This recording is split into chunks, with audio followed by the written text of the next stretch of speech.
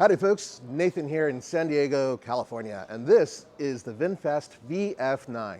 This is a vehicle you're going to see on the streets in the United States soon, and that's because it's already being built in Vietnam, and it will be here. That's right. What is it?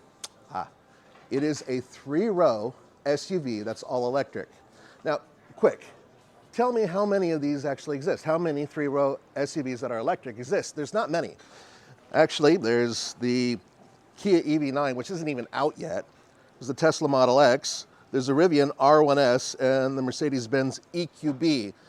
There's a couple others that are coming as well, but for the most part, that is about it. Now, this is not what you would call a small vehicle. It's sort of between two different dimensions. For instance, the width of it is identical to the Tesla Model X, but its length is closer to the upcoming Kia EV9. There are some signature components on the outside of the vehicle that make it look unique, and you can see it specifically if you look at the rear quarter panel and work your way forward. This is something that VinFast is doing with many of their vehicles. See this line, the way it comes up and around? This is something that they do with other vehicles, specifically the VF8, which we will be driving in another video. Overall size is pretty much what you could put it in just about any standard American garage. So these are all good, well, fairly good bits of news, but there are a couple other things I wanted to show you if you look on the inside.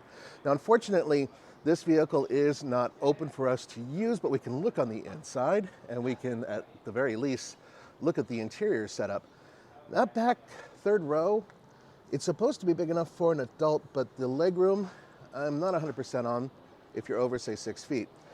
But it looks to me very similar in terms of size to something like a Nissan Pathfinder, which, by the way, the dimensions aren't too far off with that vehicle either. Front seat, let's have a look up there. I'll be on the other side. Now, you may have noticed in the center, there's a very large 15.6-inch monitor and not much else. Very few buttons except for those buttons down there. You see those 4 large ones? That's back, park, neutral, drive, reverse. That's it. That's what they do. Then you have volume control in the center. I actually like the fact that they do have a separate volume control for their infotainment system. Haven't used it yet.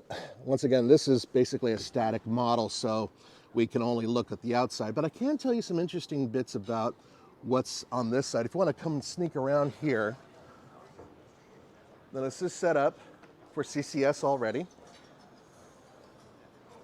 and for fast charging. Yep, see there? Now, this is not what I would call the fastest charger out there because its architecture goes up to 150 kilowatt. But battery size, that's something else. 2 different battery sizes will be available, 91 kilowatt and a 123 kilowatt hour battery.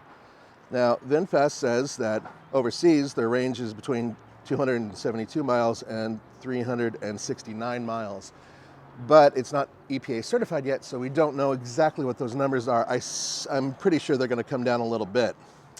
By the way, pricing is not available on this vehicle yet. And VinFast has completely retracted their idea of doing the battery lease in the United States. If you've heard about that, things have changed. A couple things about what's powering it. It comes standard with all-wheel drive. 300 kilowatt motor that puts out 402 horsepower and 457 pound-feet of torque. The overall design and its overall size does make it very competitive in this market in terms of the segment that it's kind of facing, right? There are plenty of other components on this vehicle that are shared throughout the rest of the VinFast fleet. Now, for those of you who are curious, and I'm just going to have a little seat here and talk to you a little bit about VinFast. It is a multinational conglomerate. They have their fingers in everybody's pie. Seriously. They do everything from cars to theme parks to schools to hospitals, universities, stores, real estate. Yeah, that's the Vin Group, and they are massive. So they have deep pockets, and building a vehicle like this and many other vehicles, well, They do it quickly. They have a state-of-the-art center of design. They have a state-of-the-art manufacturing facility. And currently in California, they already have a few dealership showrooms that are set up, and that is going to spread. Now, they say that they will be breaking ground very shortly on their construction facility, which will become a manufacturing facility, in North Carolina soon. So you may be wondering, if I get one of these VinFast vehicles soon, will it be eligible for the big tax rebates? No, not exactly. If you lease one, that's different, but until they're built in the United States, they won't be eligible for that. But there are other incentives that are out there that they will be eligible for, and you can look that up.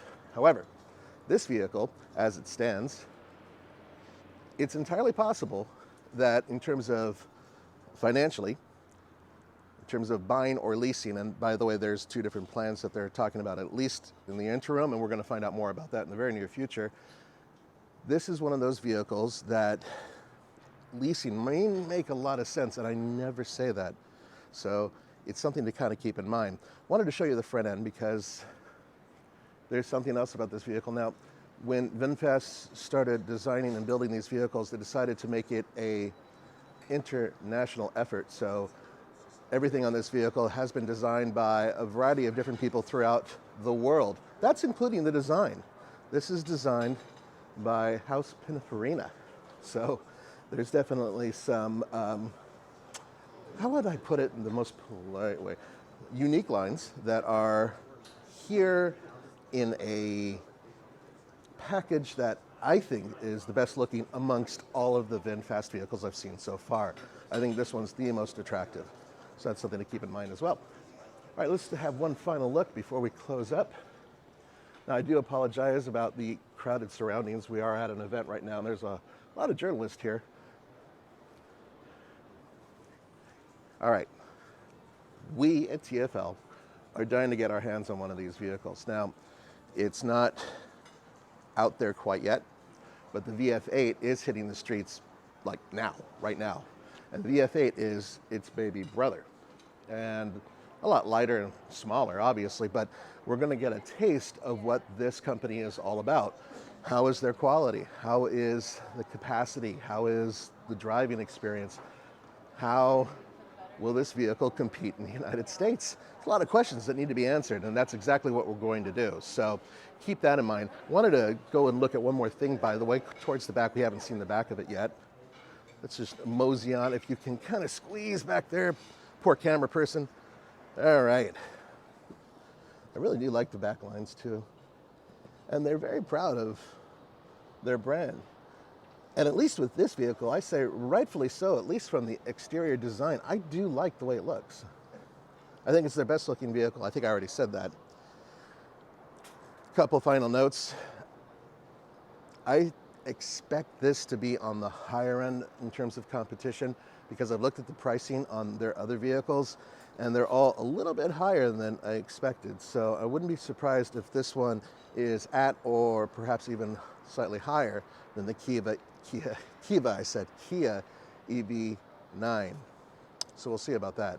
Anyway, thanks for joining me for the Fast Lane Car. This is Nathan.